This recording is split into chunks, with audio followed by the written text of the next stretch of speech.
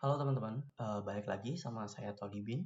Pada kesempatan kali ini saya akan membagikan bagaimana caranya membuat aplikasi kalkulator menggunakan Visual Studio.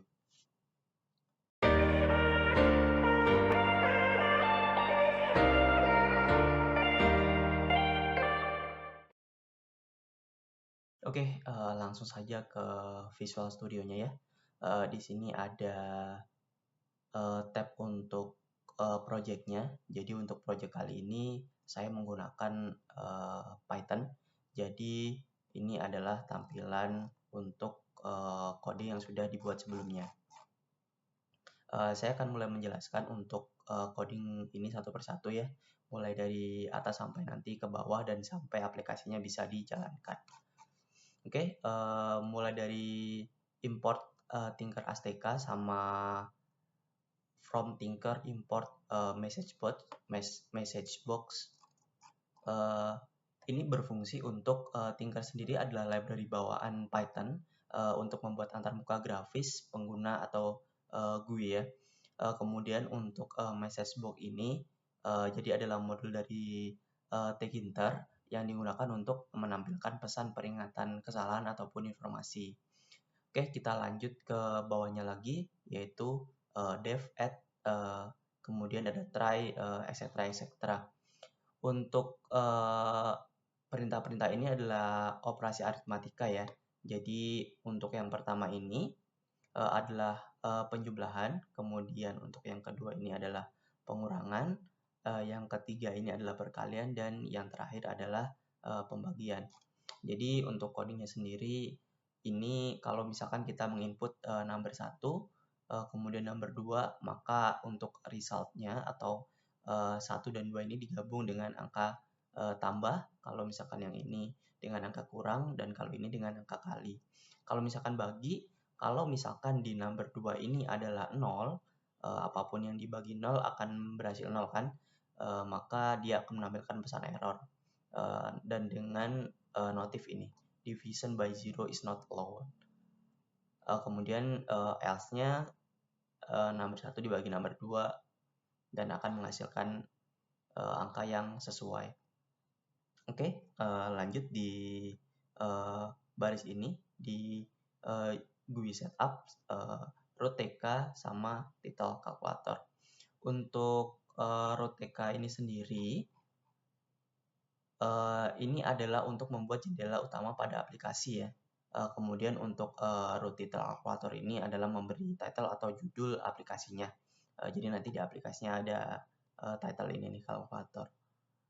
Kemudian lanjut ke input file. Di input file ini menggunakan label ya. Label ini number 1 ataupun number 2. Ini sebagai penamaan aja sih. Jadi nanti di labelnya itu akan ada tulisan number 1 dan number 2. Kemudian di result file juga sama. Nanti akan ada tab result. Kemudian dia ini akan membuat resultnya itu read only, jadi tidak bisa diedit. Kemudian ini untuk import buttonnya ya, tanda plus, pengurangan, perkalian, dan pembagian. Kemudian ini untuk perintah-perintahnya, kalau add itu untuk tambah, subtract itu untuk kurangi, multiply untuk dikali, dan divide untuk pembagian. Kemudian untuk root main loop ini adalah untuk menjalankan aplikasinya. Oke, ini akan saya tunjukkan untuk menjalankan aplikasinya. Kita akan melakukan testing untuk aplikasi ini ya. Kita akan coba running di sini. Nanti dia akan memunculkan jendela window seperti ini dan sampai akhirnya aplikasinya itu terbuka. Oke, di sini sudah munculnya untuk kalkulatornya. Ini untuk nama seperti yang saya sebutkan sebelumnya ini ya, nama kalkulator.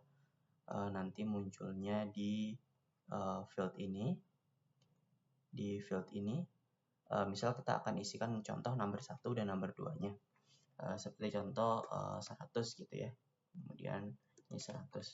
Kita akan melakukan operasi aritmatika tambah gitu. Nanti dia akan muncul angka 200. Dan untuk resultnya ini tidak bisa diedit oleh pengguna. Jadi dia statusnya adalah read only. Kalau misalkan kita contoh 70 gini ya, kita kurangi, dia akan menjadi angka 30. Kalau misalkan dikali, maka dia akan melakukan aritmatika perkalian. Kalau misalkan dibagi, ini misal bagi, dia akan memunculkan angka pembagian. Kalau misalkan angka 2 ini kita isi dengan 0, maka dia akan memunculkan pesan error division by zero is not allowed. Yang artinya kita tidak boleh mengisikan angka 0 karena apapun yang dibagi dengan 0 adalah 0 kan. Jadi tidak akan memunculkan angka apapun. Oke, mungkin cukup sekian penjelasan dari saya. Terima kasih untuk teman-teman yang udah menyimak videonya sampai akhir. Jangan lupa like, subscribe, dan nyalakan lonceng notifikasinya. Terima kasih.